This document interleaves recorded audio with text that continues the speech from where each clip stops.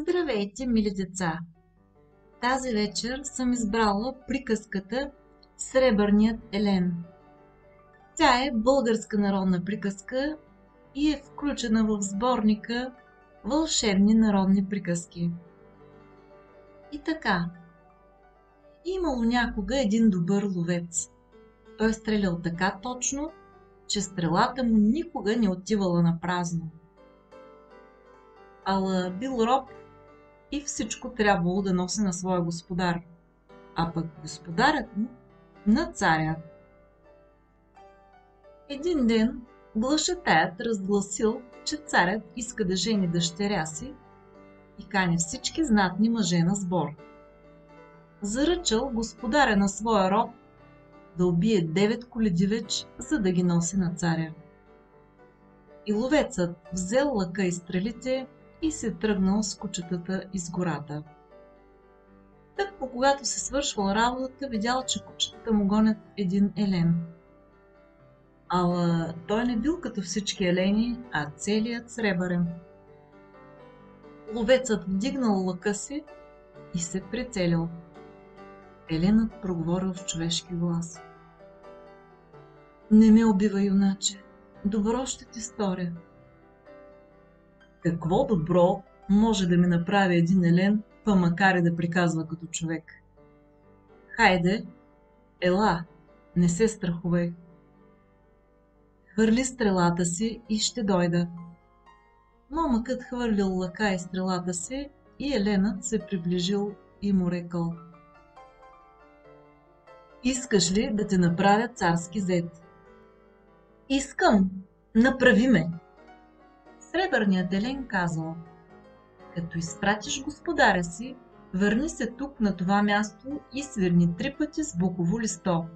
Аз ще дойда.“ Ловецът така е направил.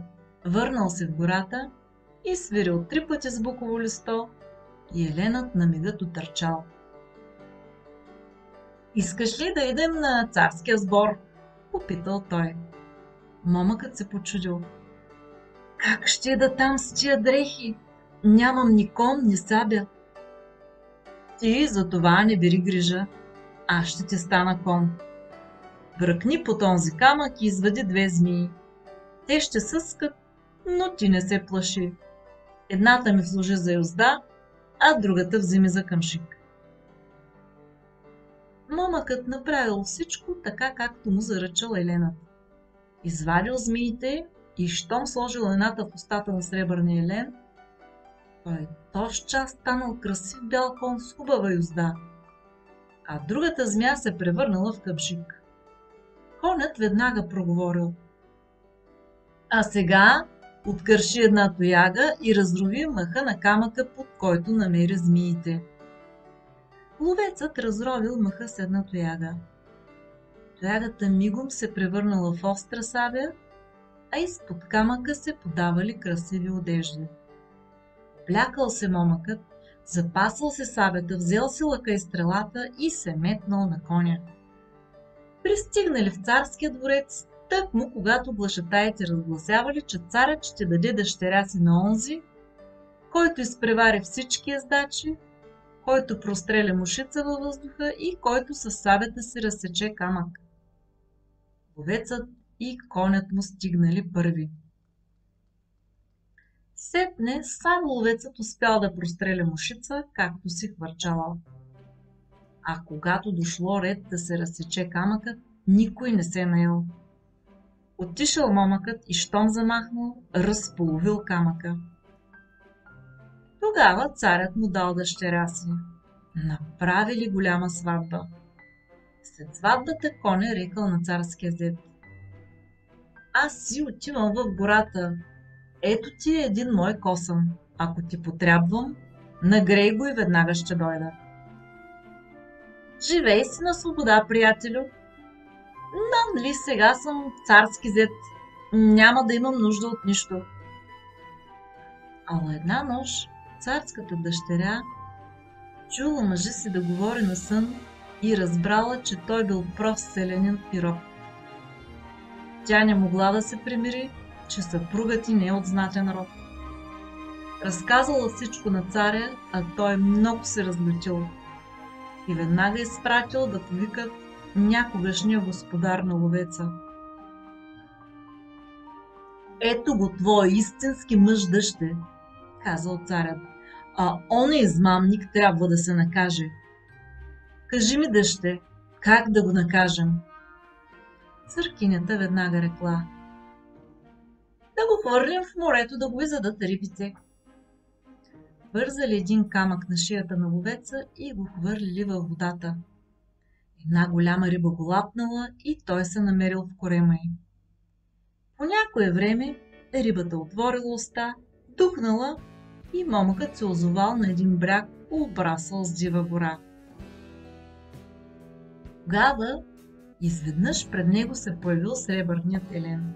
Ядосал се ловецът, грабнал една тояга и замахнал да го удари. Ти ми докара всички беди. А еленът му отговорил: ти си виновен. Ако беше взел косама, аз на часа щях да разбера, че си в беда. Добре, че пак разбрах на време. Та мене ме спаси една голяма риба, казал ловецът. Тази риба бях аз. Момъкът прегърнал сребърния елен и рекал: благодаря ти и прощавай за лошите думи. Моля те, помогни ми и сега. Не мога вече да ти помагам. Моята сила е до тук. Ала ще ти дам едно цвете с 3 листа. Сполети ли те беда, откъсни едно от тях. И помни, че твоето щастие е в предния зъб, в първата треска и в една хубава девойка. Казал това, сребърния елен тропнал с крак и изчезнал. А ловецът тръгнал сам из гората. Нападнали го страшни зверове. Той откъснал първото листо. Изгубил пътя, къснал второто и се озовал пред каменните стени на главния град. Преди да влезе в него, момъкът откъснал и третото листо и на часа се превърнал в буен ален жребец. Разиграл се жребецът и влязъл в конюшнята на едни сиромаси. Те много му се зарадвали и тръгнали да го продават. Около коня се струпали много хора. Пристигнали да го видят дори царя и новият му зет. Зетът много харесал коня и го купил. Ала щом се качил на гърба му, жребецът метнал ездача си на земята. Царският зет много се ядосал и заповядал да убият буйния кон. Една хубава бедна девойка от прислугата чула думите му, погалила жребеца и заплакала. Ех, какъв хубав кон! Ала трябва да загине заради волята на царския зет. Тогава коня прошепнал на девойката: ако ти е жал за мене, като ме убият, прибери ми предния зъб и го закопай в градината пред двореца. Девойката така и направила. До вечерта на мястото, където заровила зъба, израснало чудно дърво. Клоните му не шумели, а пеели песни. Сутринта всички се събрали да гледат чудното дърво. Дошъл и царския зет. Ала, щом застанал под дървото, песента спряла, а на клоните израснали тръни и като зашибали царския зет, издрали му цялото лице. Той се разгневил и заповядал да отсекат дървото. И това чула хубавата девойка и рекла: ех, че хубаво дърво, аз ще трябва да го отсекат заради прещевките на царския зет. А дървото прошепнало: щом ти е жал за мене, като ме секат, вземи първата треска и я хвърли в езерото. Девойката така е направила. Хвърлила първата треска в езерото и тя в този миг се превърнала в златна патица. Царският зет веднага поискал да я убие. Прицелил се с лъка един път, не успял да я убие. Прицелил се втори път, пак не успял.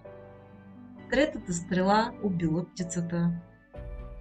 Зарадал се зетят, съблякал се и се е хвърлил във водата да хване убитата патица. Ала, щом доближил до нея, тя хвъркнала, кацнала на брега пред дрехите на царския зет и веднага се превърнала в човек. Царския зет познал своя роб, оплашил се много, нагълтал вода и се удавил. А момъкът облякал дрехите, взел си лъка, стрелата и сабята и отишъл в двореца. Разсякал той с сабята си желязната порта, а със стрелите си приковал всички, които искали да го спрат.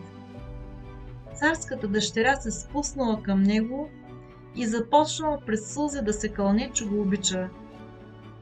Тогава ловецът е рекал: а защо пожела да ме хвърлят в морето? Но нали пак си жив? И аз ще заповядам да хвърлят теб и баща ти в морето, па ако можете, оживейте. И ловецът заповядал да хвърлят царя и царкинята в морето. След това намерил хубавата девойка и се оженили. Той станал цар, а тя царица.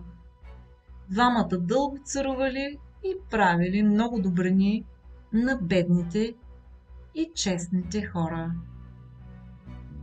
Слушахте приказката Сребърния елен. А сега, мили мои деца, лека нощ!